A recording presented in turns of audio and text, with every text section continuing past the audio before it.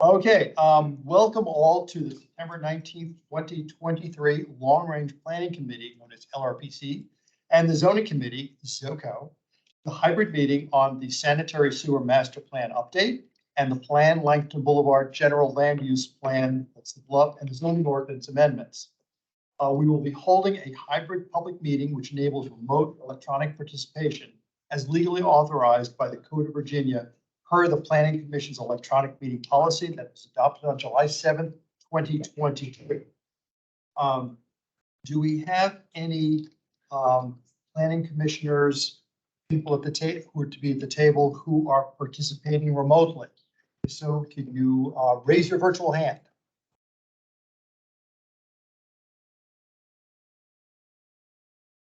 See anyone, I Mr. don't Chair. see any. Yes, okay. Well, that's not. Mr. Gilroy, I don't believe that's.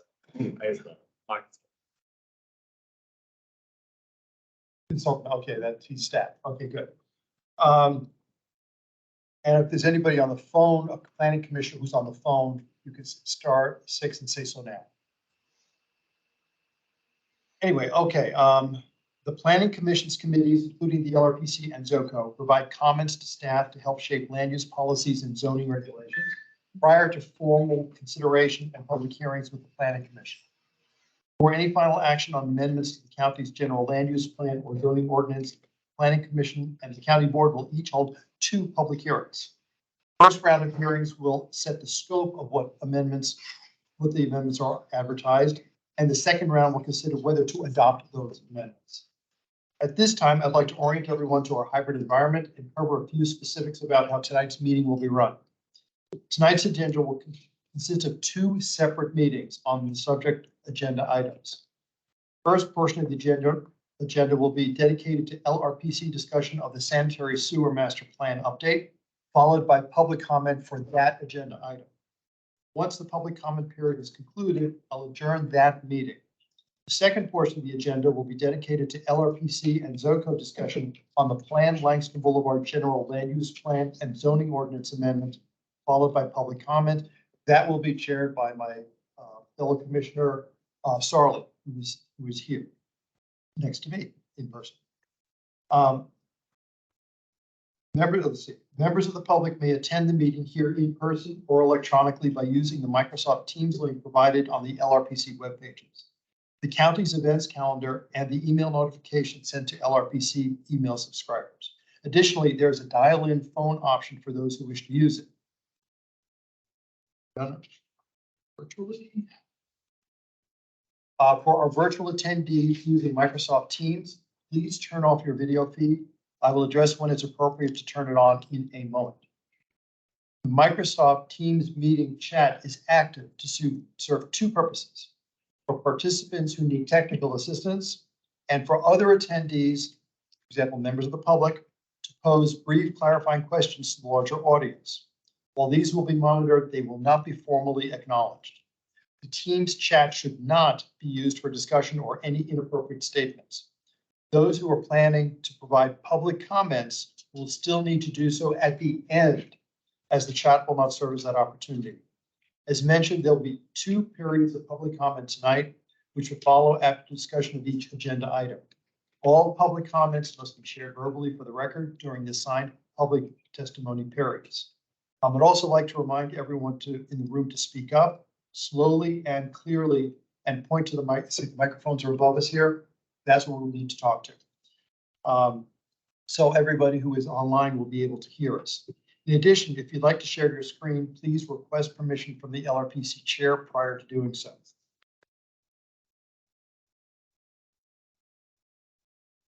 And unlike the Planning Commission's regular meetings, the LRPC and ZOCO agenda items are not public hearings, and therefore public comment is at the LRPC and the chair's discretion after the committee discussion has concluded. I'm exercising the discretion, both of us are exercising that discretion, so there will be public comment at the end of each of these 2 agenda items. You will be called on at the end of the LRPC or ZOCO discussion to speak on each of tonight's agenda items. The speaking time allotted will depend on the number of speakers we have this evening. Maximum time will be 2 minutes. If there's a lot of people, it could be shorter. I will call for speakers at each agenda item, and I will ask the staff to let me know if we have any virtual attendees who'd like to provide comment. Staff will acknowledge speakers in the Teams chat. So please indicate in the chat that you'd like to provide comment, and your name will be added to our list of speakers. Members of the public attending virtually will speak first, followed by in-person attendees. When virtual attendees are called upon to speak, you must unmute yourself by clicking on the microphone icon that is located on your meetings on the meeting command bar. Moderator does not have the ability to unmute you, but you will be muted when your time has concluded. As an alternative, public comment is available and may be provided on the public comment form posted on the LRPC and ZOCO web pages. Lastly, this is a public forum. Tonight's meeting will be recorded and posted to the county's website. All information associated with today's meeting, whether written or spoken, is subject to the Freedom of Information Act requirements. Before we do anything further, why don't we go around the room and introduce ourselves? My name is Leo Sarley. I'm with the Planning Commission and I am chair of the ZOCO. I'm Jim Lantelme, member of the Planning Commission, and I'm chairing the LRPC. Kelly Brown, I'm a member of staff in comprehensive planning. John Lawler, I'm Chief Support Engineer at Water Sewer Streets. I'm here to present the Sanitary Sewer Master Plan update. Eric Berkey, member of the Planning Commission. Drea Gowan, I'm a full. Rana Bogazale, Principal Planner, CPHD. And why don't we go over people who are here? Marcia Trick, UUCA of Arlington, voice. Alice Toole, Clarendon Presbyterian and with voice. Jennifer Huckabone, Clarendon Presbyterian, also with voice. I'm Tim Dugan. I'm a land use attorney with Bean Kinney and Corbin. And Jolene Pillsbury, Palisades Park and North Island Civic. Hi, Aaron Roberts, Palisades Park and North Island Civic Association. nobody hiding behind them. Oh, I Jen. Nice.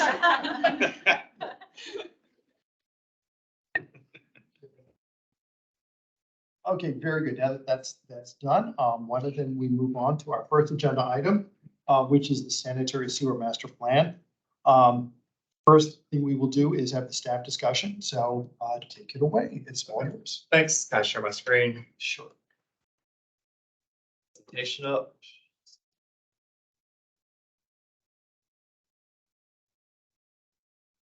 Okay. So I'm John, like I said earlier, I'm John Lawler, Chief Support Engineer at Water Sewer Streets. Water Sewer Streets, we're a bureau of DES in Arlington County, and we maintain basically 1,058 lane miles of streets. We maintain about 443 miles of sidewalks, the storm sewer system, wastewater sewer system, and the drinking water system. So I'll start by just explaining, what is a sanitary sewer? Basically, all the water that goes down the drains in your house, the shower drain, the toilet, the sinks, the appliances like the washing machine, all that goes through your sanitary sewer lateral out and connects to the sanitary sewer main, and then eventually it ends up at our water treatment plant down South Lee Road near 4 Mile Run.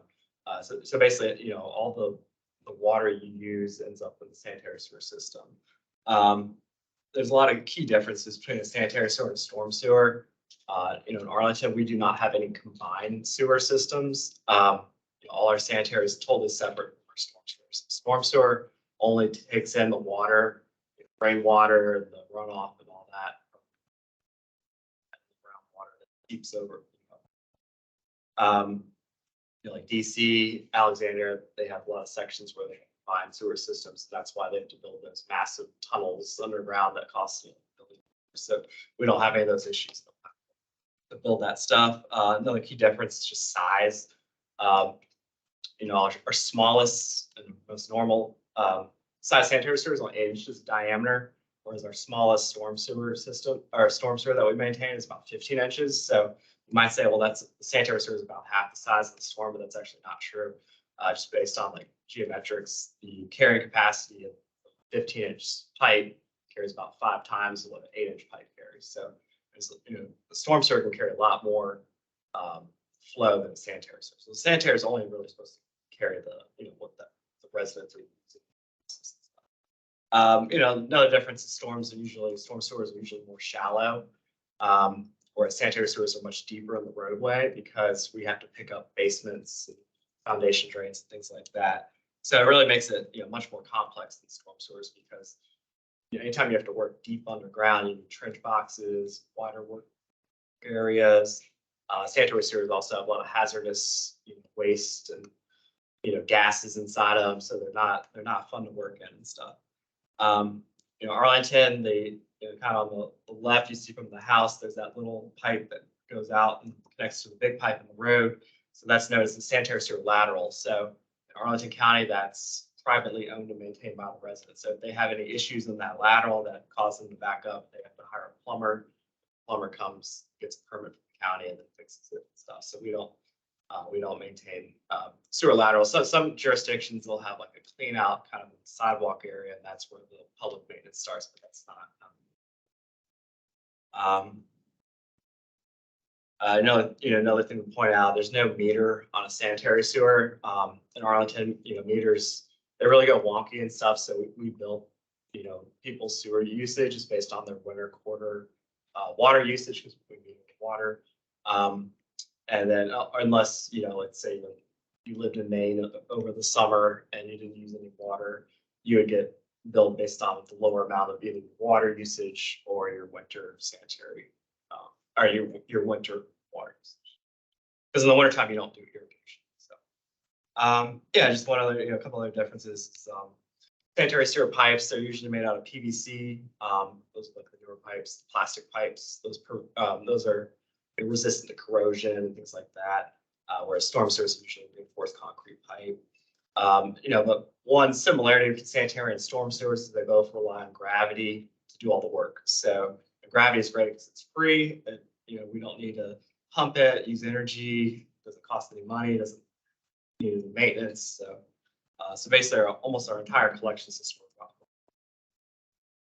That's also why you'll find both of these, both sanitary sewers and storm sewers in people's backyards, their rear yard, side yards, things like that. And we run into conflicts sometimes. People add additions to their properties, and there's a sanitary sewer that's too close to it and all that. So I think I explained that. So I'm here tonight to present the sanitary sewer master plan update. So I'll just kind of give you a background on the master plan, an overview of our wastewater sewer system and our current programs, highlights of this current 2023 master plan update, and then summarize our action plan recommendations. This is one of the 11 elements of the county's comprehensive plan. I know there's soon to be a 12th one coming up with the natural resources one. So, basically the comprehensive plan was established by the county board in 1960. Originally consisted of 5 elements, and sanitary sewers were one of the 5 elements. Really your ability to grow as a county depends on your sewer system and your water system. Those are critical utilities that can really constrain things if they're not planned properly.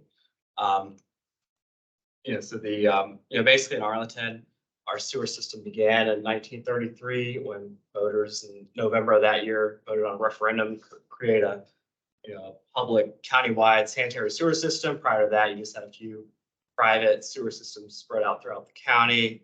And people either had like septic tanks, or they had outhouses, or they just outfalled private sewers into like streams and things like that. And then the county basically built its whole network over about 4 years, and it built the treatment plant in 1937. So the treatment plant opened in 1937. So it's kind of the origins of our system. Sanitary sewer, like the slide of the comp plan. So it evaluates the master plan evaluates the system facilities, practices, programs, policies, and improvements needed to provide, maintain adequate service into the future. So the most recent update was adopted by the board in 2002. So this is a planning level document. The primary goal is to be updating growth and development forecasts in the county, looking at our capacity assessment to make sure capacity sufficient to provide for the demands, identify where we need system improvements, then evaluate our ongoing rehab, operations, and maintenance efforts.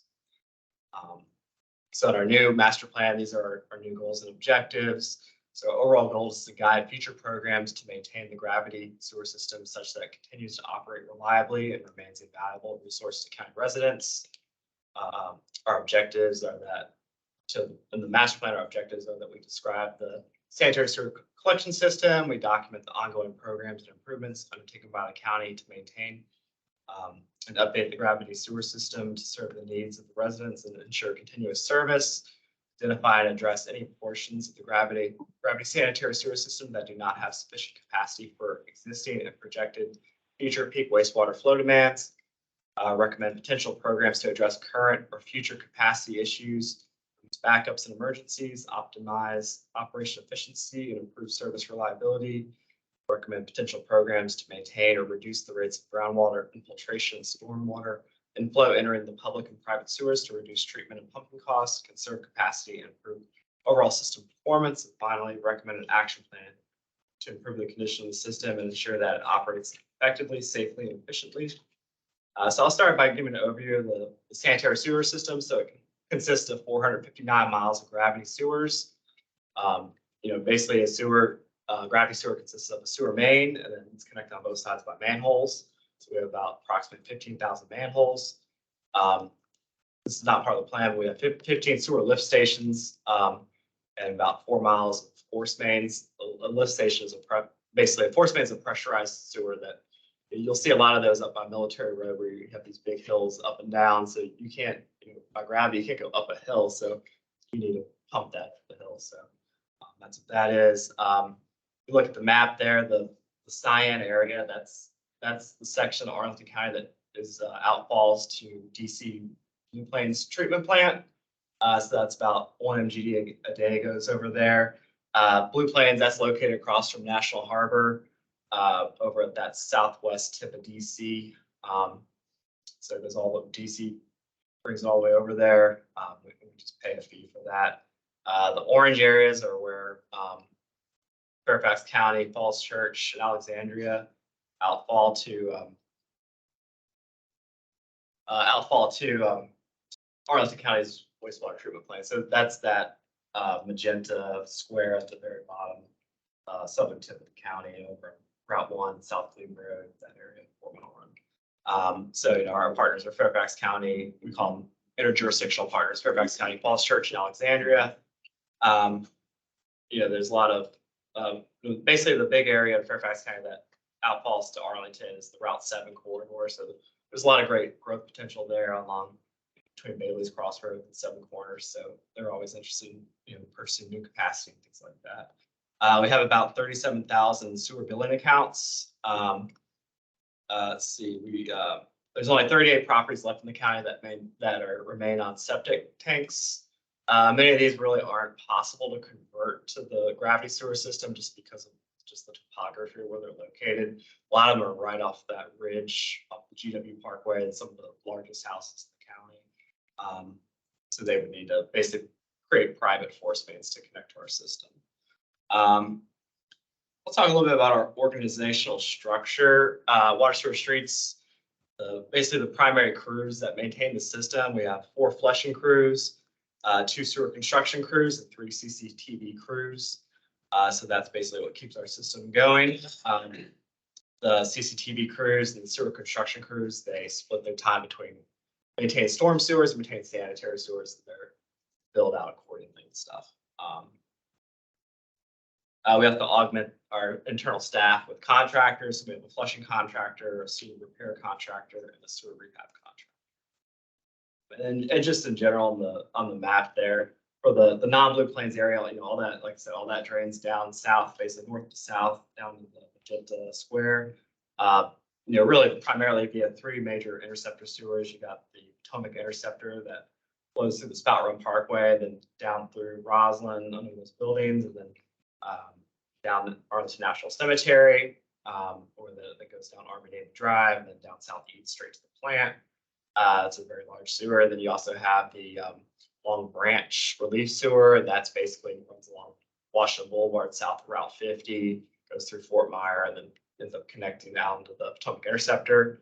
Then lastly, you have the 4 Mile Run Relief, 4 Mile Run Interceptor sewers that just run basically all the way down 4 Mile Run, all the way from East Falls Church down at the treatment plant. So those are kind of we call them, sewers are kind of like roadway networks. We have arterial streets, collectors, and local streets. So in sewers, you have your interceptors are your arterial sewers. Trunk sewers are kind of your collectors, and then the sewer mains are your local ones. So basically, everything under 15, like 8 inches to 12 inches in diameter, that's your local. 15 inches up to like 30 inches, that's your trunk, and then everything above 30 inches diameter is the interceptor. So we'll talk about common sources of sanitary sewer infiltration. This is really critical in sanitary sewers because like I mentioned, they're smaller than storm sewers, so they can get really overwhelmed if you have lots of stormwater and groundwater infiltrating into them. So just kind of, this picture summarizes the blue ones are inflow sources. So that's a lot of old 1930s, 40s, 50s houses in Arlington. They have what's called a foundation drain, and that's connected to their sewer lateral. So the foundation drains to keep groundwater from basically infiltrating into your basement. These houses don't have sump pumps. So that's what they used back then in those days. Nowadays, a new house without a sump pump that's not connected to the sanitary lateral. That sometimes people put illicit connections like roof drains that they plumb into the sanitary sewer system. We'll find those when we do our CCTV stuff. You might have uncapped cleanouts or cleanouts with vents on them to try to relieve odors from the house. And then you also sometimes have faulty manhole covers and frames that aren't watertight, or might have like a hole or two in them to get them open and things like that. That all that allows stormwater to inflow into the system. There's one thing there: storm sewer cross connection. We don't have any of those. The infiltration sources, those are the green ones. Broken wastewater laterals, so cracks. A lot of the houses still have their original lateral from when they were built, 80 years ago, and so if they have cracks in that, groundwater is above the lateral line, all that groundwater is getting into our system. Tree roots are really problematic. They love to get into our system and drink that water and get the nutrients in there. And then sometimes have faulty lateral connections at the main. A lot of our older pipe, their sewer mains in Arlington are concrete pipe, so they have not perfectly watertight joints and stuff like that. All that allows the groundwater to seep into the system and stuff. But you can also get a lot of infiltration at your manhole structures. But basically high I9, that's a problem because when you have big rainstorms, then they can cause backups. Now I'll talk about kind of like the flow conditions in Arlington. So this line graph goes back to like July of 1989, so you can kind of see our monthly flows at the water treatment pollution plant. And so you can see, despite our population greatly increasing over this time, that the flows are generally going down in Arlington. So about almost close to 30 MGD. Basically, we're at 30 MGD back in the mid 90s, and now we're down to 22. That's MGD is 1 million gallons per day. So that's quite a big reduction. Permitted for 40 MGD, so we have lots of capacity there. We began a really robust sewer line program in 1998. That's intended to reduce that I was just talking about. And so we think that's also had a big impact on reducing flows for the water pollution control plant. As I mentioned earlier, that area in North Arlington that drains to Blue Plains, that's only 1 MGD. So that's only about 5% of our total flow in Arlington. So even though it's a fairly large area, it's almost all just single family houses. So it doesn't generate much sewer flow. And another reason flows are decreasing is because water demand is decreasing. So here I've mapped in orange the population based on the U.S. Census, those 10 years cycles. And then in blue, that's our water demand. So we get all our water, it comes from the Washington Aqueduct. That's over DeCarlia treatment over in the very far northwest tip of DC, pretty high ground up there. So we buy all our water from them, and then they pump it to Arlington, and then we distribute it in our system. And so all those data points, basically that's our annually what we buy from them on average per day. So you can see that basically like, steady decline in the water use. And a lot of that's based on those low flow fixtures like toilets, appliances, things like that.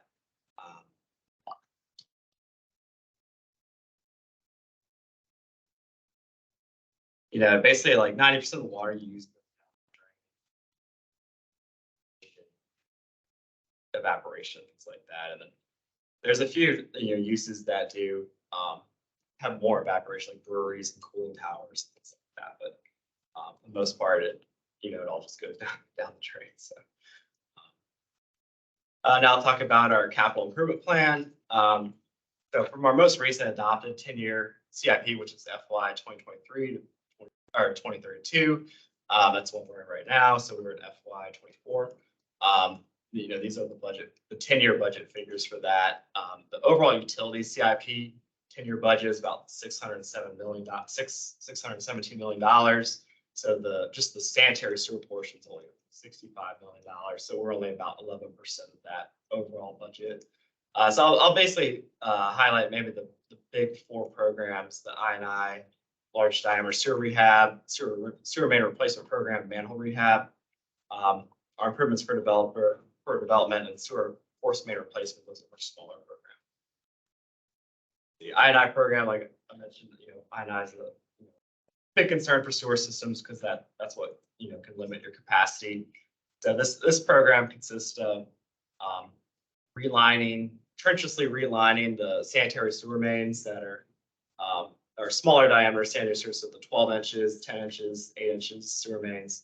So basically with this, we put this flexible resin impregnated liner and put it into the existing pipe, and we heat it up with steam, hot water, then it hardens, and then that becomes a fully structural pipe within the existing pipe. And so the existing pipe could just wither away completely and deteriorate, and that new pipe's perfect and they're good. So this is a great technology, and it's just really you're basically replacing pipes, fully replacing pipes with new structural pipes. And in the map on the left, everything in red is where we've already done this. So we've been doing it countywide. And so this technology, it's only 50 years old, so people don't quite know how long it'll last. But all the ones that were done 50 years ago, like began, are still doing just fine, and we've had great success with it. So it's really like it's not intrusive really at all to the residents and everything. Whereas if you were to actually dig up the road and replace the sewer main, that'd be very a couple of weeks of parking restrictions and lots of dirt and dust. Because like I said, these are very deep systems. So one nice thing about our I&I program is reducing our overall pipe age. So much of our system was constructed in the 1930s, 40s, and 50s. Almost like I think 3/4 of it were constructed in those years. So by now that's going to be very old. But because we're rehabbing so many of these pipes lining, you can see that in that darker blue line how we're keeping the average pipe age way down. And then we're also just doing a couple percent per year so that we don't end up, now we just did like half the county in 1 year, and 40 years from now we'd be kind of screwed and stuff. So we're spacing it out really good. So to keep it well maintainable in the future. And then we're basically on track to complete all the small diameter linings by 2031. But then that leaves larger diameter rehab. So that program focuses on pipes that are 15-inch diameter and larger. So these are much more complex. They require these intricate sewer bypasses. So that's what you see on the picture on the right, where we have a sewer bypass, the 4-mile run interceptor sewer there that crosses the 4-mile run trail. So you have the trail temporarily elevated over the bypass. For the bypasses, these are just above ground. We use pumps to keep the sewer flowing because we got to get that pipe fully dry and cleaned out before we install that liner. So on the left, there's the liner machine. So from large, the CIP program includes an inspection and rehab. In the sewer main replacement program, that's where we have to dig and do replacements. That's typically spot repairs or new mains to solve maybe certain design issues.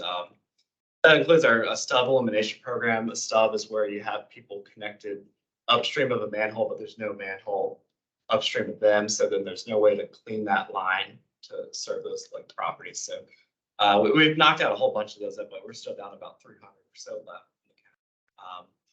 Our minimum sewer diameter size is 8 inches, but we still have some really old 6-inch mains spread out throughout the county. So we're also this program addresses that by upgrading those to 8 inches. 8 inches, you can't line a 6-inch sewer main, so 8 inches is required. So that's another benefit to go into 8 inches. But yeah, sewer main replacements are very challenging because they're just so deep underground. That middle picture in Arlington, that sewer was about 24 feet deep. You kind of see how the whole ground just kind of gave out when we were digging that far. Because there's all kinds of underground streams throughout the county that you don't know about and everything. You end up encountering a bird's nest of dry utilities when you're digging that deep. Those utilities that you have to deal with when you're laying these pipes. It's very challenging. A lot of specialized equipment. The last program I'll cover, that's our manhole rehab program. Manholes are a great source of I&I. So that picture on the left, you can see what's a gusher. That's basically just groundwater just shooting out through those exposed joints in that brick manhole. And so for our manhole rehab program, we just do a spray on epoxy, and then that kind of seals up all those voids and everything, and rehabs the manhole so that the water can't intrude into it. Go over our preventive maintenance program. That's basically our biggest program for our internal staff resources. So this is what we spend most of our time with. We have 4 county crews dedicated to flushing sewer mains. So flushing is really critical because most backups are caused because there's debris in the line, and then people's flow can't get there. Then it backs up the houses and all that, and they call it county and everything. So then you go back out, flush the main, and then it fixes the problem. So these preventive maintenance areas, these are where we have to flush on a frequent cycle. And so they're really made up of three programs: grease, trouble, and true root. Grease, those are all in a 1 month or 3 month cycle. Trouble can be 30, 90, 180 days. True roots aren't on a cycle, they're just on a 5-year cycle where the ones with true root issues, first we basically take a root cutting nozzle and put it on our flushing our flusher, then we cut all the roots out of it, and then we put a root inhibiting foam into it. And every 5 years, then we go back and apply that foam. That prevents the true roots from, or it discourages them from getting into the sewer main, messing up and stuff. The grease, that's obvious. That's just where restaurants or caterers are dumping a bunch of grease down the drain, and then it blocks up the sewer main, so we have to flush all that out and vacuum it. Troubles are usually where we have poor slopes. So if you don't have a steep enough slope for your sewer main, the solids can settle at the bottom, and then that causes a blockage. So those are ones that we have to flush for that. So here's some maps just to kind of illustrate the areas. So the grease areas are primarily in your Roslyn-Boston corridor, Shirlington, Columbia Pike corridor, Glebe Road corridor. Anytime you have greasy restaurants, that's kind of where you find these. Arlington County passed a fats, oils, and grease ordinance in January 2022. So that's, it's so new, but it seems like it's making it. Right now, we're just kind of getting off the ground. All the restaurants have to register into this platform called Swift Comply and report their grease traps and their inspections, things like that. And so hopefully that will help reduce these grease areas. But then you also see just kind of random red lines throughout the county. And so on those, we're investigating, trying to see which houses contribute to this problem, because obviously it's somebody running like a catering business or something like that at these houses. And then now we'll look at trouble. Like I said, these are the ones with the inadequate slopes where you're just not getting that self-cleansing velocity. So they're just kind of spread out all throughout the county. And so, by keeping these on our, frequent cycle, we can backups by servicing these often. So our other major programs are grid program. So basically, we spend so much time on these preventive maintenance sewers that we really don't have a lot of time to spend on the other sewers, unfortunately. So our goal is every 5 years to flush every 12-inch diameter and smaller sewer at least once over that time. Unfortunately, over the last 5 years, about 2/3 of the sewers we haven't even gotten to. just because we spend so much time in grease, and trouble and stuff. So master plan really tried to figure out, okay, how can we start achieving this goal? So we basically need to, adjust utility billing so that we can generate an extra 330,000 a year to basically give all these remaining segments to a contractor to use. Then the other picture on the left, that's the SLRAT. That's like a little tool that we use also to see, it uses an acoustic signal that it sends. You put it on upstream and downstream manholes and it sends that acoustic signal. And then that will give you a score. And based on that score, you'll know if you need to flush it or not. So it just detects if there's a blockage in there. So you can use that to help you decide, well, whether a line needs to be flushed or not. But the downside to it is you also need traffic control because sewers are always typically in the middle of the road and stuff. So you can't just, have that sitting out there for 5 minutes, traffic going on and stuff. This exhibit shows the reported sewer backups since 1991. So you can kind of see they're pretty cyclical. But they're, overall, they're pretty low because, based on national benchmarking standards, good goal is to have 193 backups per 1,000 miles of sewer per year. That'd be considered very good. And so if you adjust our, remember we're 459 miles, so that would be 92 backups, 1,000 miles. So therefore, we're, way under that benchmarking goal. So that means we're doing pretty good. And some of this is how data has been reported by staff and turnover. It kind of changes a little bit and stuff. So most of these backups are on the private side where people's landfills have issues and stuff.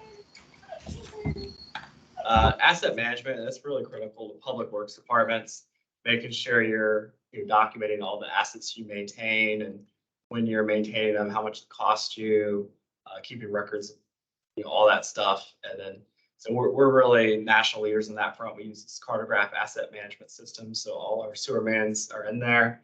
We track all our maintenance activities. It has, when the install dates were, when they were relined, when they were retired, when we flushed them, when we mined them, when we TV'd them, everything. We track backups in here, everything now. So for example, you click on a sewer man in the county and see the work history, and then it also calculates a life expectancy, and you can kind of prioritize your replacement program based on that. We also use a program called IT Pipes. That's where we put all our CCTV footage. So that sewer on the left there, you can kind of see that that's one with the grease problem. You can see those grease marks after it was flushed, it leaves those stains and stuff. So, but yeah, and there you can see, basically our operators, they use like an Xbox controller to move a crawler inside the pipe. And every time they see a defect, they take a picture of it, make a note of it, and assign it a score and everything. So we use, so all our CCTV is electronically in there on the cloud and everything. And then it links up to Cartograph. And so back to the master plan, I'll talk about, one of the big things is just making sure you have adequate capacity for future growth and development. So as part of our master plan, we, our consultant, developed a dynamic sanitary sewer system model of all the county sewers. Previously to that, we had a sewer CAD model of just the larger diameter sewer. So this was a big upgrade. So we can click on any sewer segment of the county and see the flow, the dry flow, the wet weather flow, any kind of flow, like over the future conditions, the existing conditions. So it's really a great, helpful software. To calibrate and generate the model, they did a lot of flow monitoring in 2019, as well as using the water billing information from that period. So the water billing information that's used to generate the dry flows to know what's in your system during a non-rain event. Then the flow monitoring tells you how much, basically I&I you're getting in your system during these rainstorms. The future conditions model, that's the 2045 future condition model. That's based on the COG, that's the Council of Governments. They publish a regional population land use model. So the one we used was around 9.1. And so that has the population employment figures for Arlington County that they project for 2045 based on all our approved land use documents and stuff. The only change we had to make was to add HQ2, because that wasn't quite there. So based on what happened during COVID, that's now a very conservative model. So, but still we used it in our analysis. And then, For the wet weather, that's kind of your peak condition for sanitary sewers. So for that, we use the 10-year design storm for our capacity planning. It doesn't make any sense really to go. Some people say, why didn't you use the 100-year storm? All that extra water that you get there doesn't enter the sanitary sewer is a closed system, so it doesn't really, just because you have those defects, those cracks, that doesn't mean more water enters when you have higher intensity storms. So here's a shot from our modeling software. It's called PC Swim. So it's just kind of a shot of what it looks like. It's really easy to use. It gives you a lot of great information. The model found just really great results that the county is like excellent in capacity with tons of capacity. Probably because of all the decreased water use and all that over the past 30 years. But we showed special capacity with the existing and future dry weather conditions. We only had one simulated overflow in the 2045 wet weather conditions. Overflow is when sewage would be shooting out top of the manhole. And then we just had 3 surcharging sewer segments in the 2045 wet weather conditions, but they still have more than 1 foot of freeboard. So what that would mean is nobody would actually be backing up in those 3 spots because it would all be below where the buildings are connecting to the pipe. So I'll talk about where the overflow simulated that. So that was on North Oakland Street, just south of North Glebe Road. That's kind of where that's like kind of up near Ethan Allen Pump Station off Military Road. So that's where our Gulf Run force main outfalls into our gravity sewer. So we actually have plans right now to upgrade that pipe so that we can resolve this issue. So that project will start construction in spring of 2024. And lastly, I'll summarize our action plan recommendations. So these are developed more detailed in the actual plan document, but basically we want to achieve that grid program. So we want to increase our operating funding by $330,000 a year to do that. We want to add fleshing all our 15-inch, 18-inch diameter sewers once every 5 years. That's actually not very expensive, like $33,000 a year. Our crews don't really touch anything larger than 12 inches because it's just there's so much flow in there. And it's just so it's just very toxic and everything. So we use contractors to do the larger diameter stuff. You really don't need to flush things larger than 18 inches because there's just so much flow in it that it keeps it clean. Unless you get some huge blockage or something. But the contractor has great equipment to flush the 15 and 18 inches, and it's only $33,000 a year. So we thought that was a good thing to add. We'd like to accelerate our large diameter inspection from 2.1 miles a year to 4.4 miles a year, just so we can, over the next 20 years, see all the remaining large diameter pipes that we haven't looked at.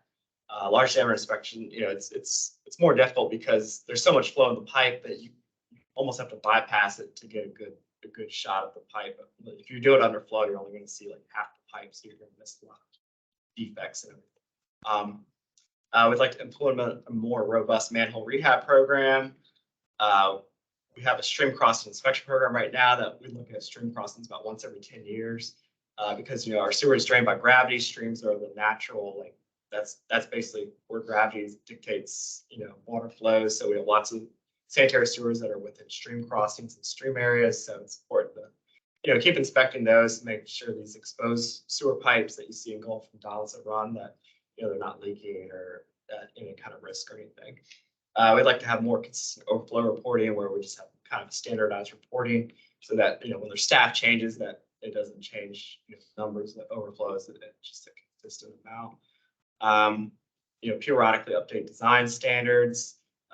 We're already doing that. Our most recent standard update was just to require a tracer wire on house lateral so that sometimes contractors are building AT&T 5G fiber on the sidewalk. They might hit somebody's sanitary lateral, break it, but it's because it's not registered with this utility. So, but they had the tracer wire on it. The contractor for these communication companies would see it, and that would avoid that less. So that's kind of an example of our most recent standard update. So continue doing things like that. Continue enforcement of the fats, oils, and grease program, and update that as accordingly as as it gets older and stuff. Then just update the master plan again in 2033, which would be 10 years from now. Really, our next steps are to hopefully do the request to advertise hearings this fall and then go to the county board for adoption at the December 16th meeting. You can provide comments on the sanitary sewer master plan by going below, or you could just Google Arlington County Sanitary Sewer Master Plan and it'll just take you right there. Then you can just email me your comments at jlawler@arlingtonda.us. If you have any questions about it, feel free to.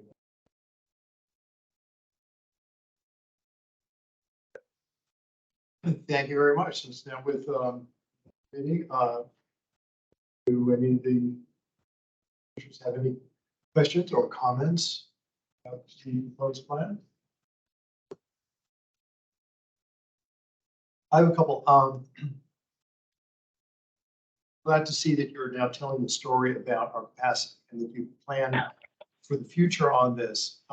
My takeaway on this, and you can tell me if I'm misreading it, is that at least through 2045, both our sewer system and our sewer treatment plant have more than enough capacity for the expected growth, population growth. That's correct. Yep. Okay. That our sewer system itself is in pretty good shape, that we've actually been renewing it over the past number of years so that the large majority of sewer lines have been they're effectively new. Yep. Okay, good. That's good to know. So now I've also noticed when I go down 4 Mile Run on my trail that after the various storms, more and more of the pipes are exposed. Are those sanitary sewer pipes or are those storm sewer pipes? Which part of 4 Mile Run are you on? South Arlington. Okay. Those are usually probably sanitary sewer ones. But yeah, we have a lot of manholes like in some parts of like the older trail and stuff. Right, I see it's a column with a manhole on top. Yeah. Are you monitoring those to make sure the erosion doesn't end up breaking them? Yep. Yeah, we monitor that. We had one where like a tree fell on it, damaged it. We continually monitor those. Because I think they've also been like on Donaldson Run, some of them were exposed also. Yeah. Just because they're exposed doesn't mean, there's going to be an accident, but typically what we're doing on Donaldson Run, we're encasing the exposed one with concrete. Donaldson Run, they're doing like a stream restoration project to kind of And back to water, so it's pretty clear that water usage, well, the sewer capacity, what goes into the sewers is dependent on the amount of water that people use in their offices, homes, schools, those sorts of things. Yep. It's the clean water that's pumped in that ends up mostly, not entirely, mostly going into sewers. So it is more population dependent than building. It's people dependent on how much water is being used. Yeah. That goes into the sanitary sewers. And it's not really weather for the most part. Yeah, no, because just in the summers, people water the lawn. That's Okay. And again, that gets back to, given that our capita use of water has been trending downward pretty consistently for how many years? 20 years now? 10 years? I mean, Roughly I would say maybe longer than that, but definitely like over the last 30 years. 30. So it's been quite a long time, and that's continuing to drop. Yep. Okay, so even though our population's increasing, our water use is decreasing, which means we still have, that opens up capacity. Yep. And that story is continuing. Looks like we don't see a reason for that to stop. No, but on the flip side, though, it costs us the same amount of money to maintain the system. Oh, So, of course. Yeah. yeah, so it's great people are conserving water and all that, but then it kind of impacts the billing. Well, I'm doing it more in, the reason I'm asking this is that we do get concerns. We've heard in any number of things with EHO, with Lancaster Boulevard, with individual projects that, are we sure we want to do this? Should we do a study to see that we have capacity? Well, the point is you have done those studies. Mhm. So that's what you're talking about here, is that you have done countywide studies that show we have capacity. And that we actually have more capacity today than we did 20 years ago, to a certain extent. Yep. So our anticipated growth for any of these sources of growth will be accommodated by, at least by our water and sewer systems. Yeah, that's correct. And I mean, in Langston Boulevard, that's split into so many different sewer sheds, depending on what part of that corridor you are. That's one of the reasons there's not a capacity issue with increased density along the whole corridor, because it doesn't just flow like west to east, or anything. It's split in so many different areas. So, it has very minimal impact. Then EHOs, I mean, we would love to, have more customers to, buy into our system and spread our project risk and stuff like that. Very good. Those are my questions. Yes. I mean, I just appreciate the presentation and how several of these fixes are pretty low cost to the county. I don't really have any questions. I appreciate all the information. I really learned a lot. Thanks. I had a quick question. No, go ahead. So that event that you said about a year ago where a pipe broke, Yep. how do you, is that essentially like citizen dependent to alert you? That one was, it was off like one of the wooden bridges on the, at that point it's the WOD trail, but, I think it was between like, it was just north of like Columbia Pike, just at like north of Sparrow Pond area. But yeah, somebody saw like a tree leaning on a manhole and they took a picture and sent it to us. And so, yeah, I kind of like, if you see any sort of sewer issue that looks like, or like water coming out of the street, you're supposed to call 703-228-6555. And then that's how you can report it to us. But, yeah, for like the WOD trail, like sometimes people are the first ones because that trail is so much. Okay. Yeah, I actually agree that the cost of them is quite modest for the size of this county and what we're getting. There's a lot of bang for the buck for that sewer rehab project and the manhole projects and all of those. It's, kudos. It's working. Okay, any further questions on this? Thank you. We look forward to hearing you at the before the planning commission. Great, thanks. And that concludes, do we have any public comments for this sanitary sewer portion of the LRPC? Do we have anybody signed up on the chat? And there's nobody in the room here who's looking to talk.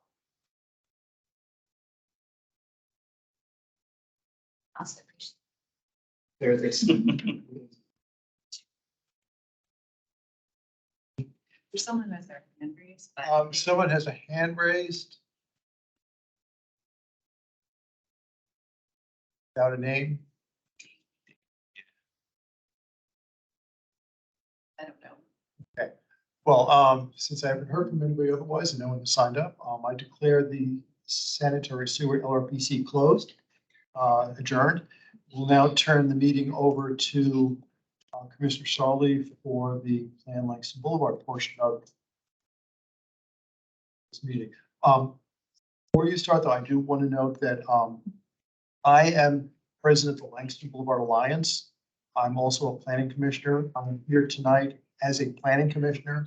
Any comments that I make tonight will be as a planning commissioner and not in my capacity with the Langston Boulevard Alliance.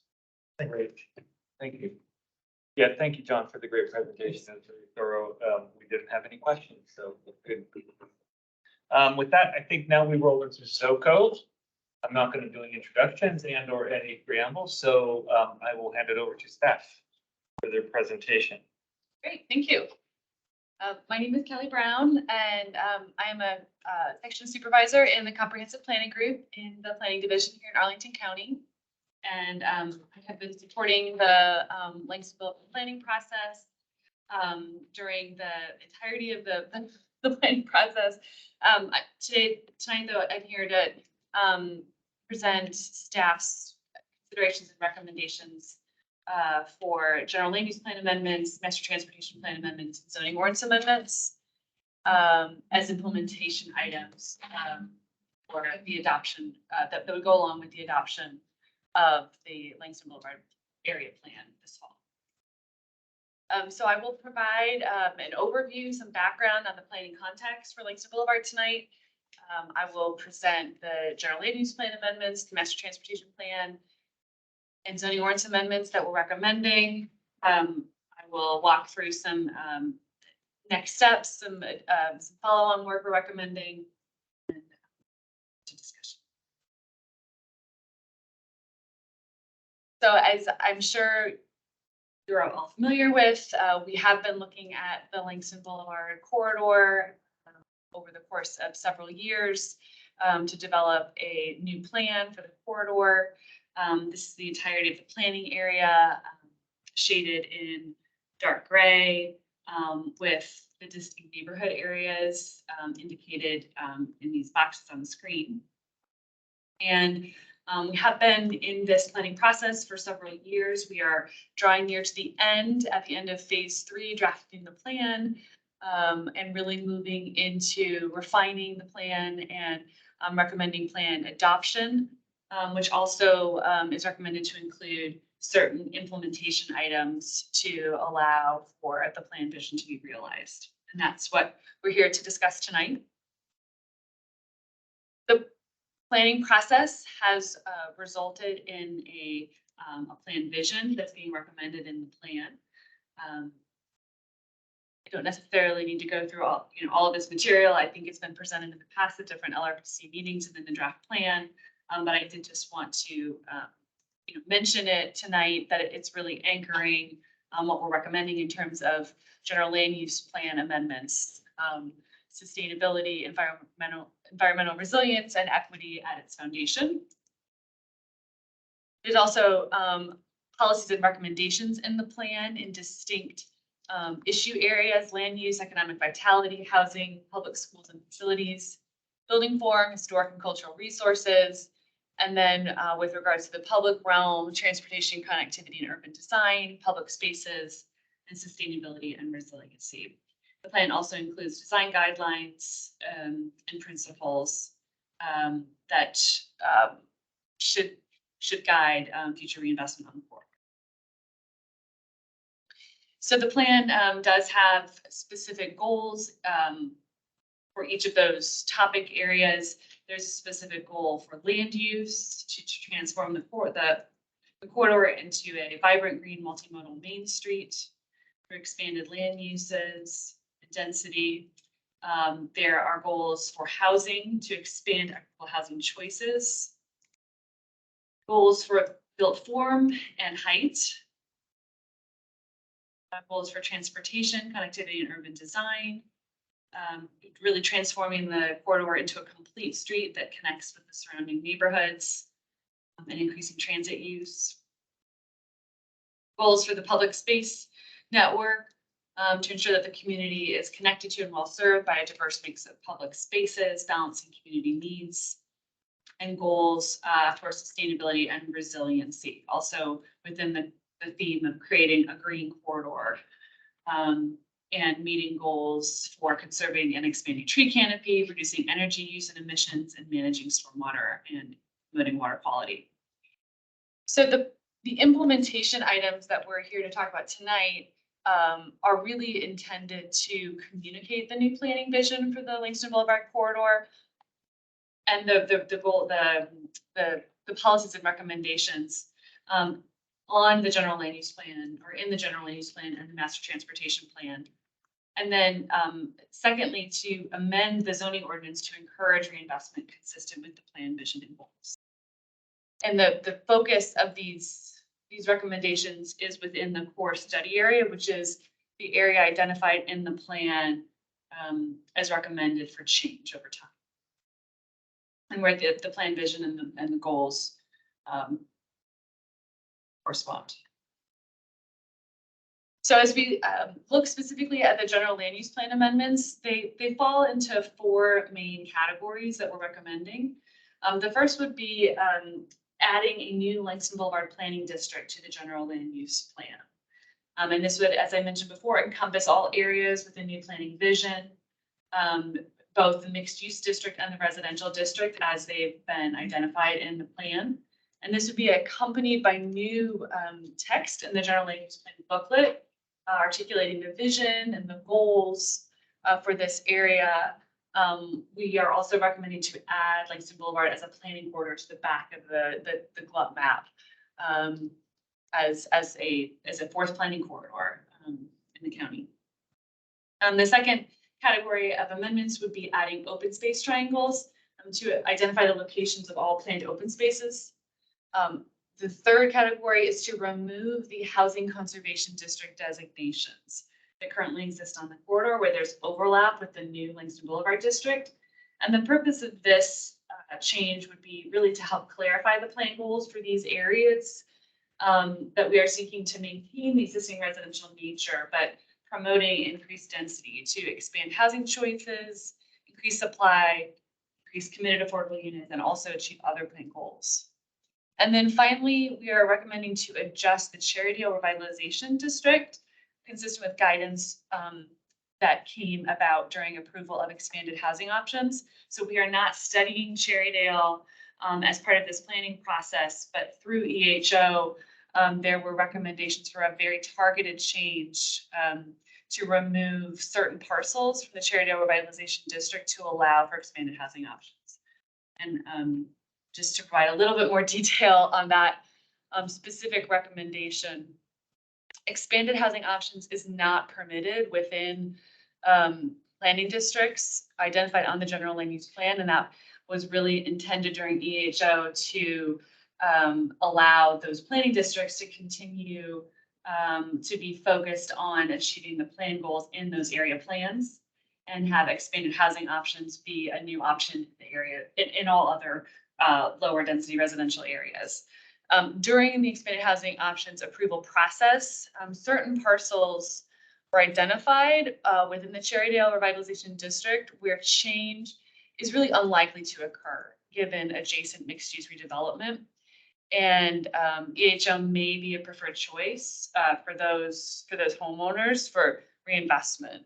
And so there was a recommendation during EHO to study and propose changes through Plan Langston Boulevard to really address that issue. And so consistent with that recommendation in EHO, staff did take a closer look at the Cherrydale Revitalization District and has identified 18 parcels where it would be appropriate to remove them from the Cherrydale Revitalization District because they are adjacent to areas where redevelopment has already occurred, additional change is unlikely. And so this, removing them from the district would then allow for options.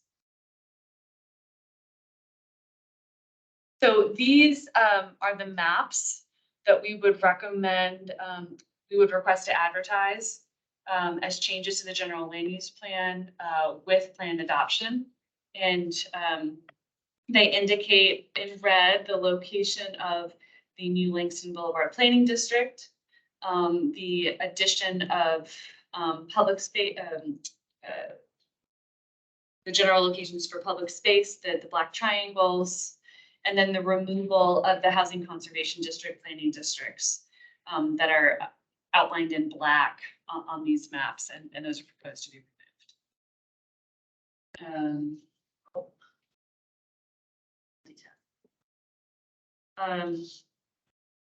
And this is for, it's a very long corridor, so we kind of divided it up over 3 areas on that slide, and then Area 5 West and Area 5 East on this slide. Again, these areas show in red the proposed addition of a planning district for Langston Boulevard, addition of open space triangles, and removal of housing conservation district areas that overlap with the new planning district.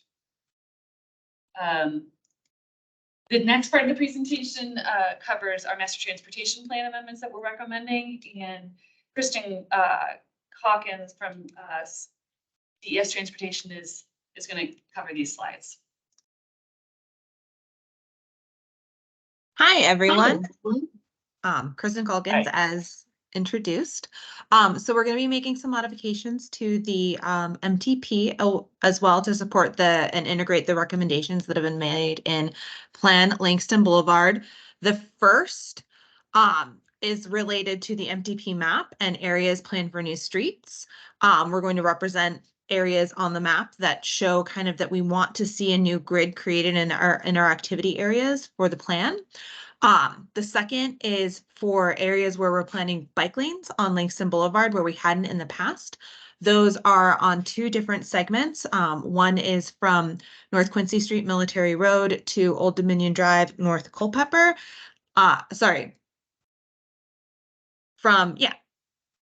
Nope, that is not right. My apologies.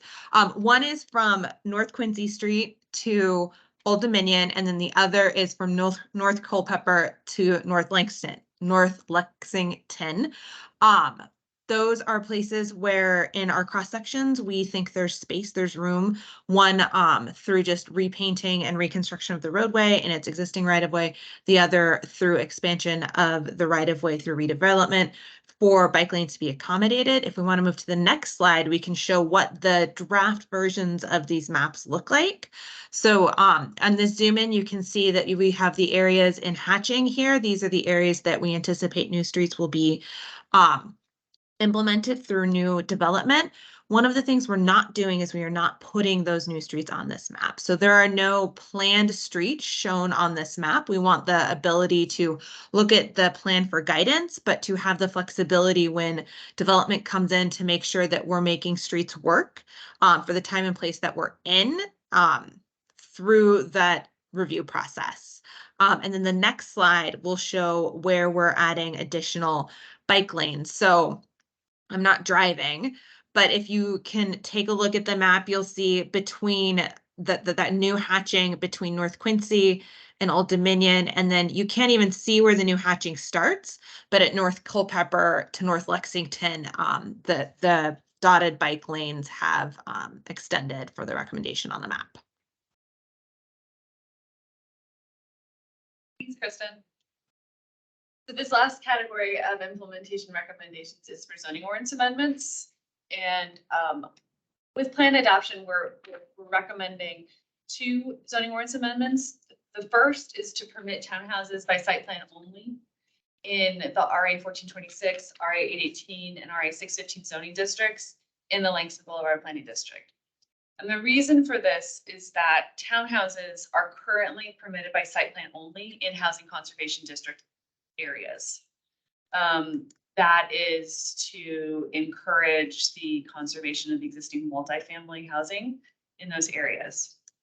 When we remove the housing conservation district areas within the Langston Boulevard Planning District, townhouses with no other actions would become a by right use again. And staff is recommending this zoning ordinance amendment to reinstate that site plan only permission for townhouses, because townhouses by site plan only would limit forms of development inconsistent with planning goals, better achieved through multifamily housing. So moderate to higher levels of residential density really helps support urban and pedestrian oriented streetscapes, consolidated public open space, and a coordinated multimodal planned street grid. The second zoning ordinance amendment is that we're recommending at this time is to amend the preamble to the CO 2.5 district. And that's really only to clarify its application. Right now, the zoning ordinance indicates that this district is appropriate in metro transit corridors. And we are recommending to revise that to say planning district. So its application is broader and consistent with actually how it's currently used and how we anticipate that zoning district may be utilized on Langston Boulevard into the future. So before we conclude, there are a few items that are still to be addressed as we think about MTP and zoning ordinance amendments. The first item to highlight is the need to consider the appropriate GLUC designations and zoning tools that would best meet the plan goals. So right now, the existing general land use plan designations don't support the building heights and the densities and the plan goals that are recommended in the plan. So new general land use plan designations would be appropriate to allow for the plan vision to be realized. And so there's several considerations that staff is looking at as we identify what would be appropriate for future general land use plan amendments. The first is what are the general land use plan designations that best communicate the future vision for plan goals in the mixed use district and residential district areas. We also want general land use plan designations to set clear expectations for appropriate zoning districts, the application processes, whether that's a use permit or a site plan, that should be used when reinvestment is sought, and also expectations and opportunities to realize base and bonus density to achieve plan goals. We're also looking at the designations that best maintain affordability in areas of existing market rate affordable units, which we refer to as MARCs, yet also provide sufficient incentives to create committed affordable units to replace MARCs. And finally, we're looking at designations that really correspond with existing zoning districts to the extent practical. So looking to really use zoning districts that already exist rather than needing to create a new zoning district as we have done in other areas. Acknowledging, however, that we may need to create some new or adapt some existing zoning tools in some limited circumstances. Particularly, for example, in areas of lesser change where a new use permit tool rather than site plan only may be appropriate to support reinvestment. So with those considerations in mind, the designations that we're looking at vary by the degree of change that's anticipated in these areas. In areas of greatest change, both in a mixed use district and a residential district, we're looking at medium OAH, but we're also looking at low OAH in the mixed use district areas and high medium residential as well in the residential districts. In areas of lesser change, we're looking at low OAH, service commercial, or potentially no change at all. And that's in the mixed use districts. In the residential districts, we're looking in areas of lesser change at potentially low medium residential, or low OAH. So there's lots of options on the table and really evaluating the pros and cons of each. Also important to mention at this time is that we're not considering proactive GLUP amendments, so we're not recommending at this time to change the GLUP amendments. And this is really given zoning ordinance affordable housing expectations associated with applicant initiated GLUP amendments. However, we are considering the creation of a future GLUP map within the final area plan to help establish expectations for private property owners in terms of what would be appropriate GLUP amendments to request with redevelopment application. In terms of new zoning tools, and I alluded to this when I was talking about GLUP designations on the previous slide, these are also still under consideration and something that we would study after plan adoption. The first is the creation of a new use permit tool for areas of lesser change to facilitate reinvestment. We're also going to recommend looking at opportunities to facilitate near-term interior alterations and expansions, identifying if there's barriers in the zoning ordinance that hinder that sort of reinvestment. And then there may also be some additional amendments that we need to pursue dependent on final GLUP designation recommendations. So in terms of next steps, we are going to recommend bringing forward an initial package of amendments with plan adoption. And those are the ones that that we presented tonight for the GLUP, the MTP and zoning ordinance. And then we are going to continue studying GLUP designations and appropriate zoning districts and tools. There is potential for a recommended future GLUP map with plan adoption, and new zoning tools, however, will be recommended for additional study after plan adoption as a near-term implementation item. That concludes my presentation. Thank you, Ms. Brown. Thank you, Ms. Calkin, for the presentation. I guess now it's with the committee. Any questions or comments? Yeah. Plenty, but go ahead, Jim. Oh, then why don't you start? Well, okay, and I'll preface this with saying is that recently, newly appointed member of the Planning Commission. But Kelly, so the last point you were just making about not making a lot of these GLUP designations.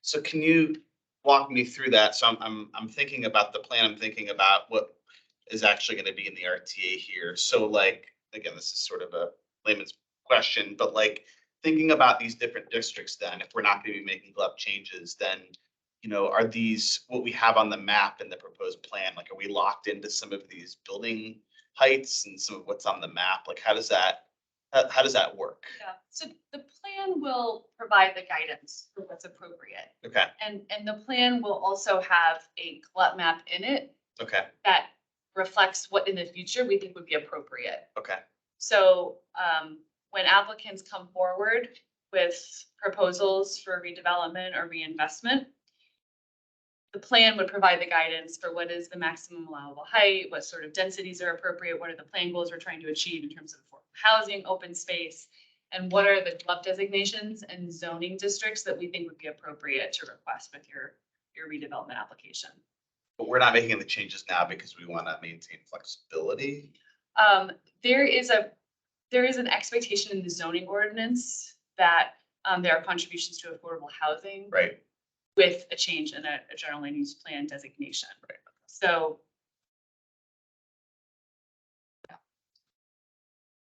I sort of want to preface this first because what we're talking about here is something that will be going forward for the request to advertise, the RTA.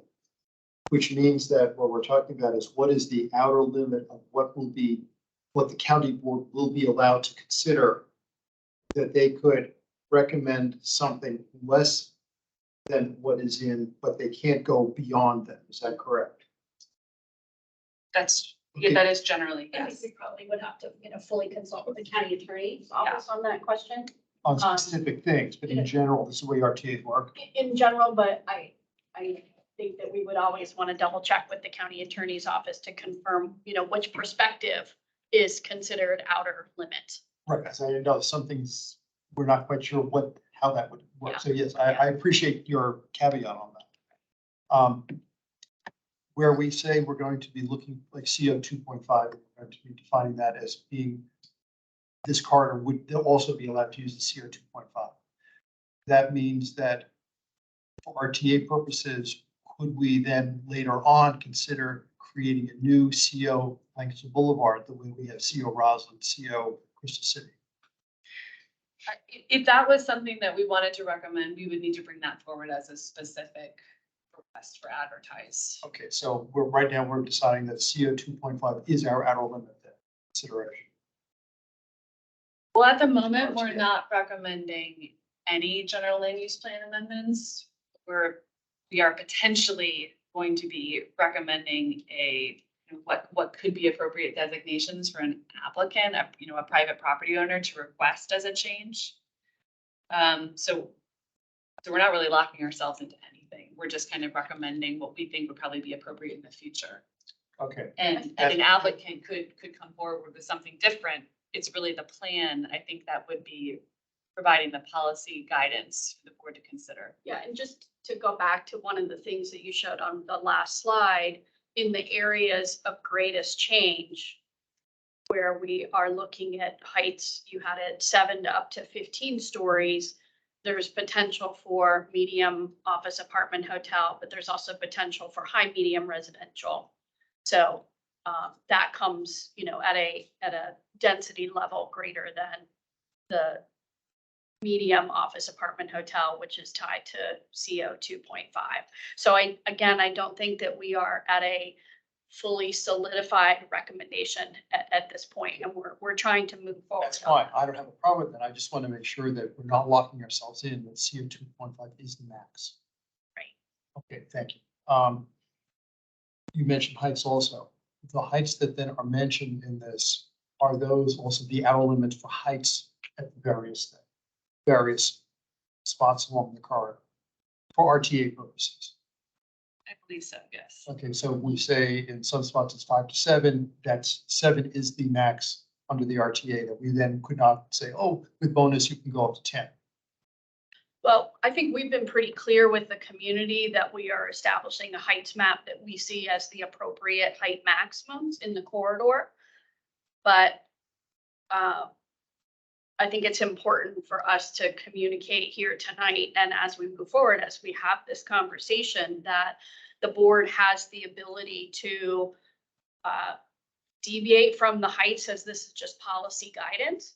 And at the moment, we are not intending to bring forward any zoning regulations that would in fact codify these heights in a way that the board would lose that ability to, you know, in extraordinary circumstances to consider additional height. But again, what we've communicated to the community is that our recommendation is these are the maximum heights. Okay, but the county board can also decide that it wanted to limit itself if it so chose. The way I think we have in courthouse, there are certain hard caps that even the county board has decided it cannot then break through. Is that That's correct? correct. So that is still an option. That's correct. Okay, thank you. We mentioned TDRs in here, which is great in the staff report. I was very happy to see that. Could we, and we list a number of reasons that TDRs could be used. Could we have beyond those mentioned, would we be limited to TDRs to those things that are mentioned, or could there be other uses such as open space? TDRs. So we've identified study of potential for transfer of development rights as something, an area of future study. We're not going to be bringing forward any specific recommendations related to TDR. So that's We're not definitely, we're not limited at this time. Okay, that's good. Yeah. Again, what I'm trying to raise here is for RTA purposes, so we have a full understanding that where we're limited and where we're not. So that's good to know that we saw flexibility there. Thank you.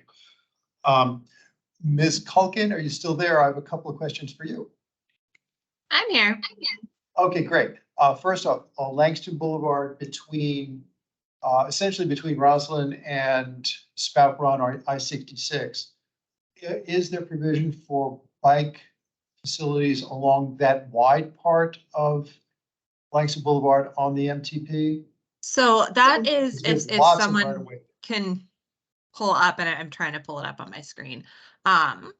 Before I say something that I need to double check, there are already bike lanes planned on Langston Boulevard along that segment. Right, We've and got there the already blue- is one. There's So yeah, one that's if you already take striped. if you zoom in on this slide, you can see that there are already the blue hashed lines on Langston Boulevard there that are Okay, included in the map.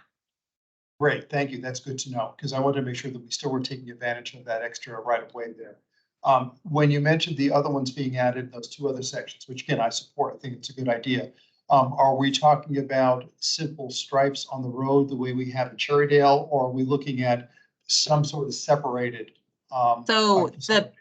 the map itself here is not that prescriptive. It just says that we're doing on route bike lanes. That's something that through the design process, we have cross sections in Langston Boulevard that we're recommending, but the map itself is not that prescriptive. It gives us the bike lanes are planned here. And in the future, we get the opportunity to implement bike lanes because of that on a VDOT facility. Great, thank you very much. For the cross-hatched areas, which again, I think this is a good idea. I like seeing those. Within the draft plan itself, we have shown certain areas that where streets could go or would go. The crosshatch clearly does not mandate those being in those spots.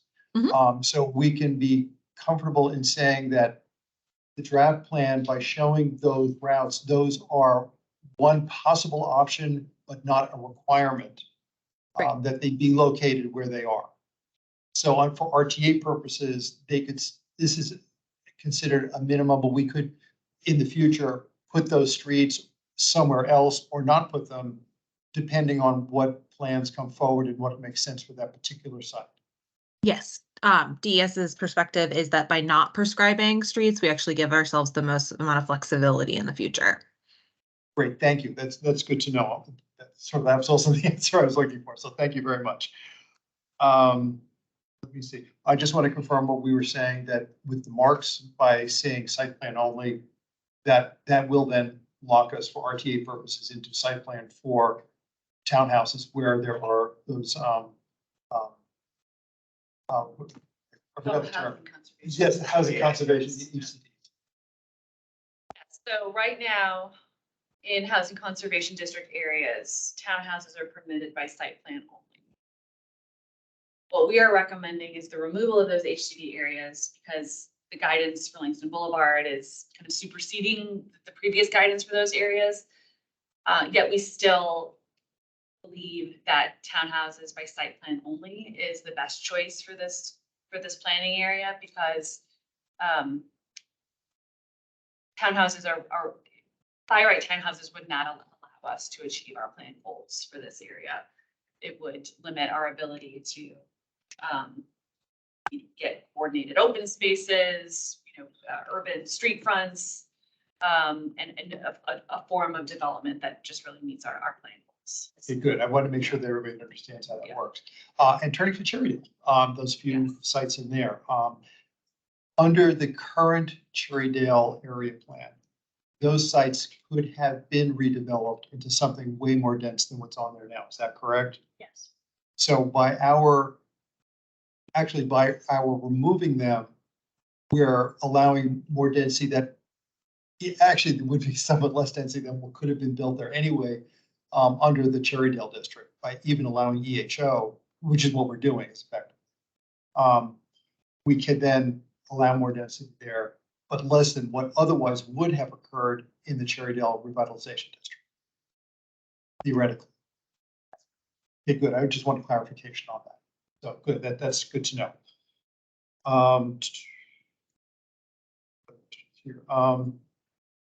Right now, that's what I'm thinking right now, so. I just, associate myself with the sentiment of, retaining the site plans for these, these three districts that you mentioned, Kelly. I think that that's right. I think it still aligns with what we were thinking back in 2017 when the district was established. So I think that's sort of the way to go. I also think that we need to be thinking about ways to maintain, some of what we already have there. And so that it does make it a little bit more difficult if it's going to be site plan only for redevelopment. We thought about that on Columbia Pike as well. CAFs are important, but we're thinking about housing, especially affordable housing. It's much easier to preserve sort of what you have, if it's, working. One question I do have is, in one of the implementation strategies, you talked about a special exception approval process in areas of lesser change up to 5 to 6 stories. So I just have a general question there, which is I know that, some folks along the corridor are sort of concerned about legacy businesses or concerned about some of those areas where, retail is. Are we concerned that if we basically provided a streamlined process, maybe we're not concerned, maybe it's a different policy goal, but, I'm not sure everybody necessarily wants to see those shopping centers immediately turn over. So are we worried about maybe by making it a little bit easier through a streamlined site plan or a use permit that we might kind of turbocharge some redevelopment there? Maybe some folks wouldn't necessarily want to see that happen. It was a big question. Well, really? I didn't break you on that one. I think what this plan is offering is a variety of choices. And it's not just a one size fits all, a full redevelopment. And whether that's in the multifamily area or the commercial area, getting to a place where even renovation, infill, building expansion is possible, but let's do it in a way that's not just through the result of what the by right development option, would allow.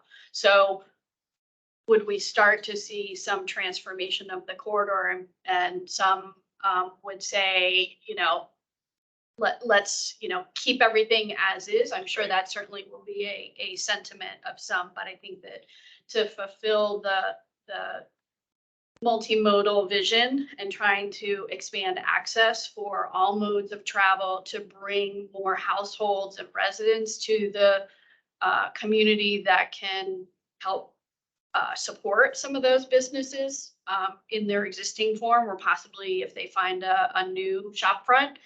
I think, those are the objectives that we see as possible and still would see positive. Yeah, Eric, part of my understanding, being involved in this for over 10 years now, is that we have a lot of very small holdings up and down the corridor. And going through site plan to develop a very small site just doesn't make economic sense. Sure. property owners just won't do it. If we want to get some of the benefits we'd like to get from this, the only way to do it is by incentivizing property owners to go ahead and redevelop their properties in some form. Site plan is tough, and I think what we had been advocating as a community was, can we find a way to allow this that is less expensive for the smaller holders? You know, where we can't have consolidation of lots that make it viable, but if it's small, is there some other way we can do? I don't know whether there's an answer for that. I think that's what staff is wrestling with. Sure. I'm gonna bring it up because I don't, I'm not putting my thumb on the scale. I'm just maybe struggling with it. 'Cause I think, you know, Jen put it well. It's this idea of folks wanting a corridor that has a certain vision, but in order to do that, change has to occur, and change is hard, and change is ultimately gonna mean certain things come and go. And so that's, you know. And one of the realities of the current here is that we have great retail up and down it, but a lot of them are small businesses or individually owned businesses. And a lot of them are reaching the point where a lot of those proprietors are wanting to turn the reins over. Right. Don't have anybody who's willing to take it on. We do. So like, It's going to be, the point is, it's going to be changed no matter what.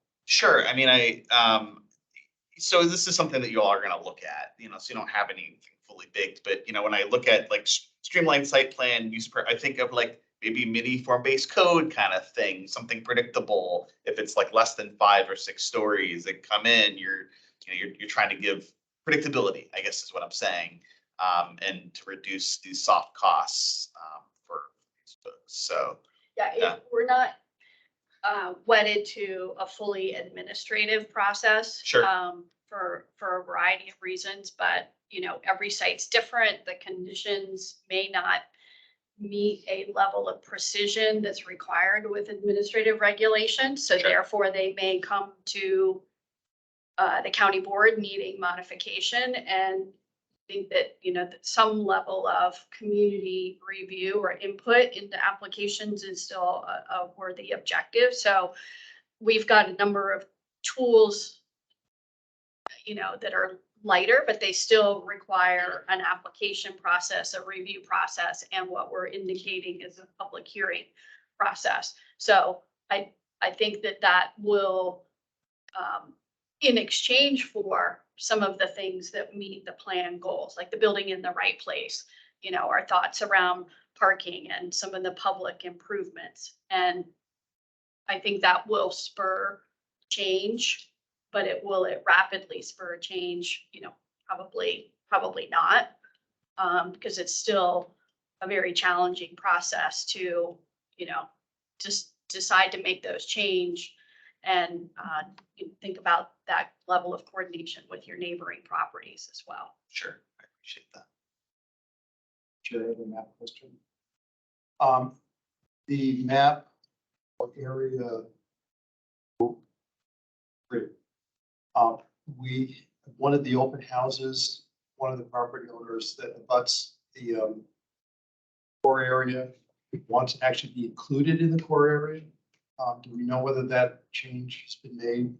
It was a single family house property.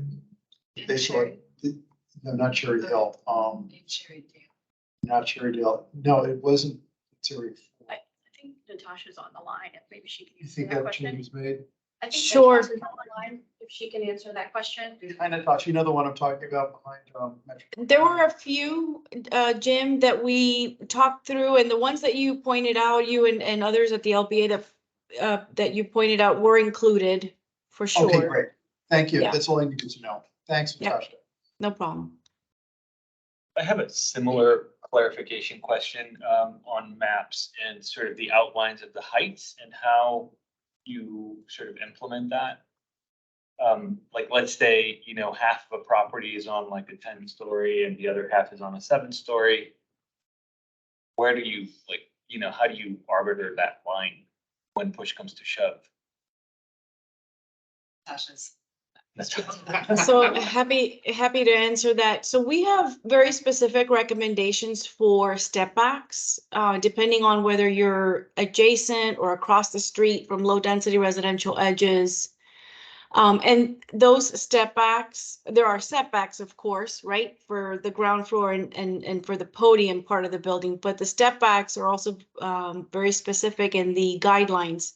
So really, when you're looking at a site, you have to look at the overall dimensions of the site, and as long as the building conforms to the step back requirements, we're just going to be looking at those dimensions specifically for a site and making sure that the building follows the minimum distances that are prescribed there. I think I understand. So you're saying that like the map is illustrative, and at the end of the day, it's more about like streets and setbacks from. Right, so the maps are just illustrating the general height zones. And for the most part, they follow the step backs. But you know, some sites are more, they're just a little bit more like unique, let's just say. So the recommendations provide more clarity to that. So if you have a site that's, let's say, 200 feet, as long as your building is set back, if it's abutting, it's one distance. If it's across the street, it's a different distance. And so it really depends on whether you're abutting across the street from a low density residential edge, or if not. And there are very specific recommendations for each of those conditions. Yeah, and just to add to that, some of that additional guidance in the text is in chapter 4 in our guidance, our guidelines, excuse me. So the map is a visual, and then that's supplemented with some guidelines in chapter 4. Perfect. Thank you both. I think the scenario that I had in mind was like this very skinny little sliver that ends up being like a much higher height, you know, given sort of lot widths or something. And so I was just wondering how we would navigate that. But I think this is very helpful. And Well, I'll go back. If the site this. cannot accommodate a functional floor in the zone that we've, let's say, allocated for 10 stories or higher, then they just won't be able to accommodate that. Okay, that's also very good. Thank Yeah. you. Oh, one definitional thing. We're now creating a corridor the way we did for Ross and Ballston and for Richmond Highway. So it does include Cherrydale and East Falls Church. So we will essentially be from North Highlands to East Falls Church. All 5 of the areas will then be defined as that corridor. Yes. Good, thank you. So I'll follow up on that. So first of all, it's been there all along. We're just finally recognizing it. But can you sort of explain a little bit why we're calling it an area and not a corridor? I think there was something on the presentation that we're not calling it a corridor. It will be identified as a planning corridor on the back of the general land use plan. Okay. For consistency with the rest of the corridors, the Ross and Ballston corridor. The plan itself is being called the Langston Boulevard Area Plan. And I don't know if. I think that's pretty common for how we've named plans in areas where we weren't otherwise specifically calling for a revitalization plan. And then also we've reserved the term sector plan for those stations, specifically at metro stations. I see. Okay. So this area plan will comprise of the 3 currently unplanned areas of the corridor. The North Highlands area, then the other 2 to the between Cherrydale and East Falls Church. Okay, good. Right, and again, because we have adopted policy in place for those other 2 areas. Okay.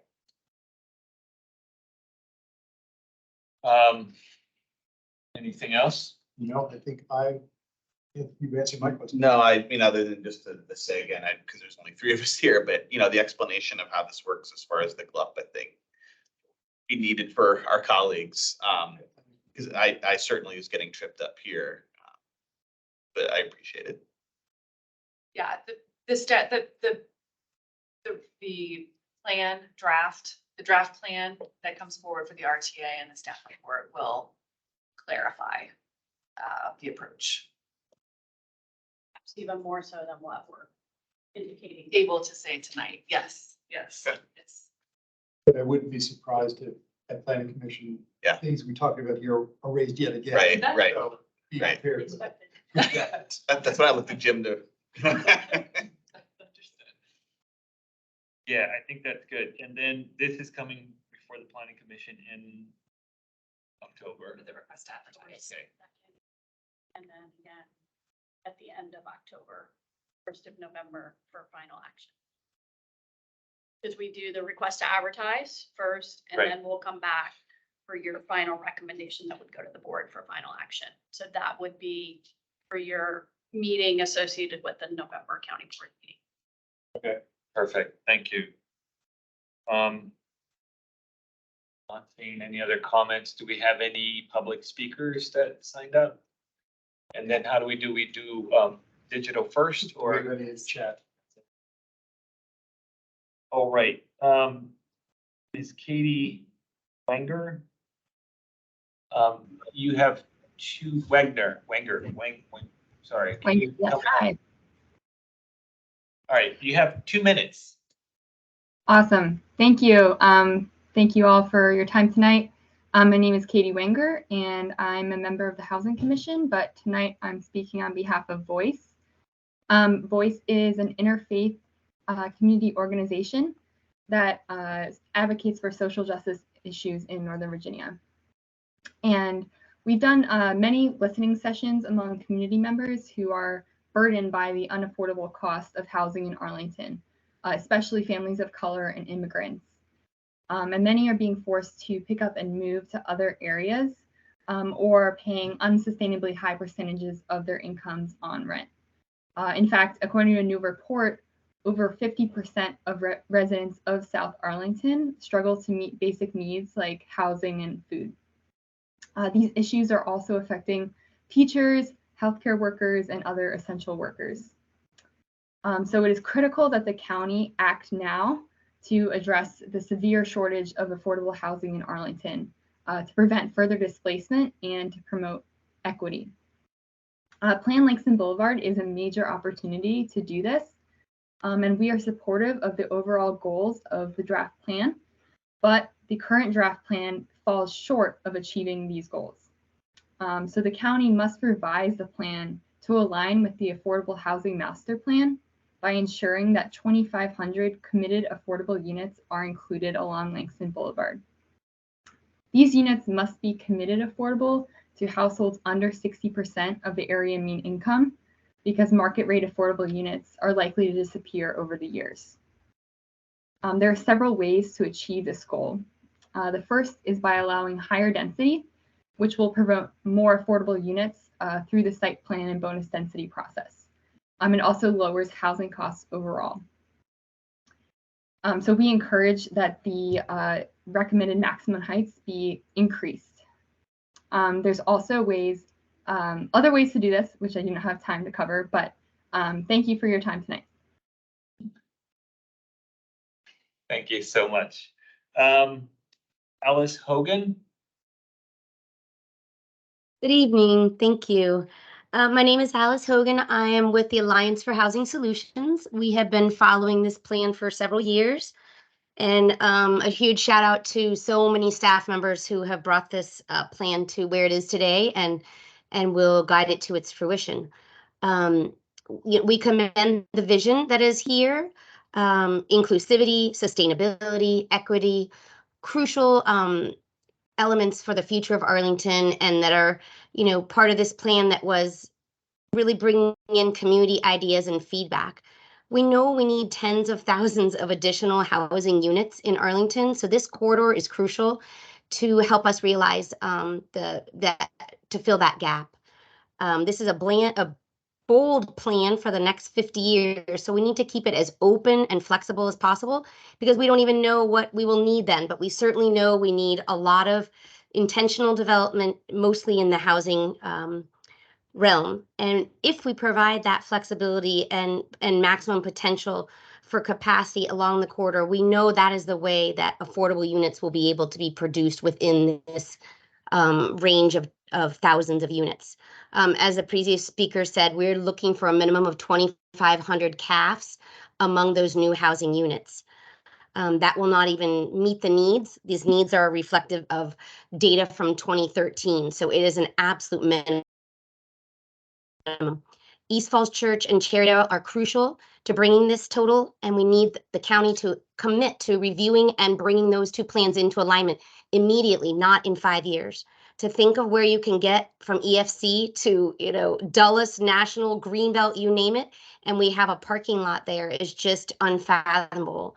So I encourage you to encourage staff and the board to consider as many tools as possible to help us achieve as much housing as we can on the corridor. And thank you for having me this evening. Thank you, Ms. Hogan. All right, I have 3 names on the list for speakers here. All right, I will start with Miss Alice Toole. Hi, Hi. can I go ahead? Yeah, Okay. 2 minutes. Sure. I'm Alice Toole. I'm the pastor at Clarendon Presbyterian Church, and I live in Barcroft. And where I live in Barcroft, so many of my kids' friends, they live in apartments that are too tight, and they either have to move somewhere else, way out, or into Maryland or into DC, or they have to jam so many families and so many kids into a single apartment. Kids sharing beds and bunks, and it is unsafe, and it is a terrible way to live. But families love Arlington, and they love the good work opportunities, and they love the good schools. And we need more CAFs. We need 2,500 minimum. And I look at the great schools that are on Langston Boulevard. Williamsburg just got an award, a Blue Ribbon Award. And we need more units there for families to live. I remember when they were moving families out of the Serrano because the conditions were so terrible, there was no place to move families. Then we look at our seniors, and seniors need housing too. They're most rapidly growing segment. And then in my congregation, I'm losing young adults because they're moving somewhere else because the rent is too high. And they may not be in committed CAFs, but they need more. We need more housing in Arlington. Thank you. And I really commend the staff's work on all of it. Great, thank you, Ms. Toole. Having a little bit of a hard time reading this. Ms. Jolie. That's me, the report, sorry. No, sorry. All right, 2 minutes. Hi, I'm Jolie Pillsbury, and we live in that little corner of the corridor that's right abutting what many of you know as the former Marriott Key Bridge area. And I would like to really thank the staff who have listened to us and talked and engaged us and educated us and been responsive to our interest in having more new neighbors, but in a way that sustains the livability and in many ways the affordability of that particular corner of the boulevard. It is our understanding that currently we sort of meet the density and the affordability and even the diversity goals that are the vision of the plan in that little corner. And our big concern is that because that land is so precious, the development that occurs there will not create affordable housing. It will actually push out the affordable housing that already exists in that corner. So we believe from a long-range planning commission perspective, there might be an opportunity to combine the goals of sustainability with the goal of affordability. For example, we know that the county has not invested or created incentives to transform existing buildings into either residential or other purposes because the environmental impact of taking an existing good structure and not completely demolishing it and rebuilding it, that environmental impact is less than completely destroying and building anew. And I truly am requesting that the Long Range Planning Commission consider as one of their recommendations that if you're looking into the long range future, you consider that sustainability has many different elements. Last thing I would like to say is that we believe that access to nature is important for all families and the mental health of people of all ages. Our little tiny strange part of Roslyn, which we love, actually has access that is being provided by our private paths that get into public land. Thank you, Ms. Pillsbury. And then the last speaker is Mr. Aaron Roberts. Hi, Aaron Roberts. I'm just going to echo a little bit of what Jolie already shared. I agree 100%. Our neighborhood supports everything about the planned Langston Boulevard vision. This entire corridor will grow, and it should grow. And I hope that a lot of that growth will seed affordable housing. I think the only concern that we've had consistently is a question of proportionality. And on that topic, I'm very impressed by the intimations and directions that we've seen from county staff. A return to, I think, the implicit wisdom of the preliminary concept plan from summer of 2022. And I would also like to commend staff and also recommend to the Planning Commission that a special attention be given to the step back and setback guidelines from the draft final plan. Those are especially useful, especially as new development is considered along low density residential edges. So just to conclude, want to thank everyone for their time and the vision and all the hard work. I know it's tireless and sometimes feels thankless, but I'm here thanking all of you for all of your efforts. Thank you. Thank you so much. That's all the public speakers we have. Not seeing anyone else. I don't think there's any next steps, right? This is it for ZOCO today. This is coming from the Planning Commission in October. Just covered that and I'm forgetting already. So that's it. Well, thanks everyone for coming out to the meeting today. Thanks staff for the great presentation, for the great work. Thanks John West for the earlier LRPC section. That was very good. And with that, have a good night, everyone.